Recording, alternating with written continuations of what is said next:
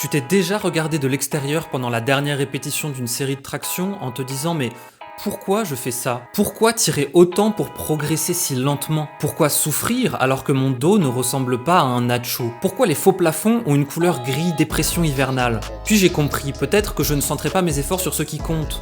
Alors j'ai fouillé, j'ai cherché, j'ai écumé. Grâce à ces recherches, dans cette vidéo, je te montre les 20% qui comptent vraiment pour tes entraînements et comment virer les 80% qui te font juste perdre du temps. Je vais te donner 3 conseils que tu vas pouvoir appliquer dès demain. Connais-tu Vilfredo Pareto?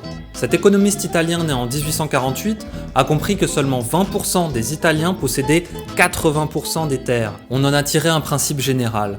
20% des causes provoquent 80% des effets. Par exemple, 20% de tes études ont fait 80% de tes compétences.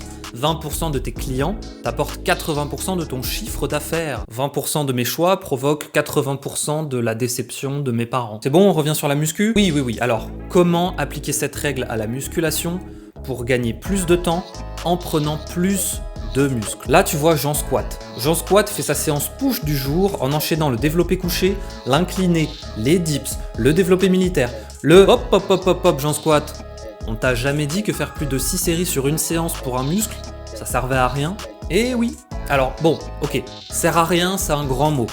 Mais comme tu peux le voir sur ce graphe, t'arrêter à 6 à 8 séries par séance sur un même muscle te permet de maximiser, en étant le plus efficace possible, la croissance hypertrophique que tu vas tirer sur ce muscle de tes entraînements. Donc la première optimisation, c'est de limiter le nombre de fois où tu vas faire 12, 15 séries ou plus sur un muscle sur une séance et de segmenter tout ça. Au lieu de faire 12 séries sur une séance, fais plutôt 6 séries 2 fois dans la semaine. Donc voilà un premier conseil très facile à appliquer. N'hésite pas à répartir au maximum les séries que tu fais sur un muscle dans ta semaine. Mais dis Jamy, il n'y a pas que le volume qu'on peut optimiser, il y a un autre détail très important à optimiser et c'est pas le nombre de répétitions ou le poids que tu utilises. Et effectivement, le deuxième secret, c'est ta tête à la fin d'une série. Joue à un jeu, regarde Jean Squat et Jambon. Tu vois la différence? Les deux ont des physiques particulièrement peu avantageux, certes. Mais encore, oui voilà, Jambon s'entraîne comme un flemmard. Si tu te donnes à fond sur chaque série en allant jusqu'à l'échec, tu réussiras à provoquer potentiellement 2 à 3 fois plus d'hypertrophie que si tu t'étais arrêté plus tôt. Aller jusqu'à l'échec, c'est primordial. Si tu te donnes à fond sur chaque série jusqu'à l'échec, tu pourras potentiellement provoquer jusqu'à 2 à 3 fois plus d'hypertrophie que si tu n'allais pas jusqu'à l'échec. Donc aller jusqu'à l'échec, c'est primordial. Ne sous-estime pas cet élément. Par ailleurs, quand tu entends ton influenceur préféré te dire qu'il faut faire 10 à 20 séries par semaine, par muscle, n'oublie pas que c'est des recommandations très génériques. En réalité, de 0 à 30 séries par semaine, ça peut être approprié pour toi selon ton niveau, les parties que tu essayes de rattraper, de développer, etc.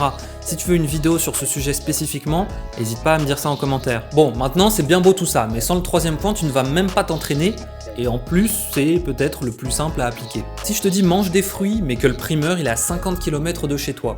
Si je te dis va travailler, mais que le travail le plus proche, c'est une mine de cobalt au Congo, tu vas m'envoyer balader.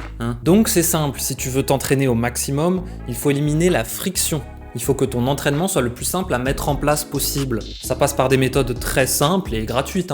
Si tu t'entraînes chez toi, laisse ton matériel sorti le plus souvent possible, de manière à ce que tu aies la motivation plus facilement de t'entraîner. Si tu t'entraînes en salle et que tu as envie d'aller un peu moins souvent là-bas parce qu'elle est loin ou autre, n'hésite pas à te prendre ne serait-ce que quelques haltères pour te faire une séance par semaine à la maison par exemple. Ça sera beaucoup plus simple psychologiquement de te motiver à la faire. Donc avec toutes ces clés, tu sais comment obtenir 80% des résultats avec 20% des efforts seulement.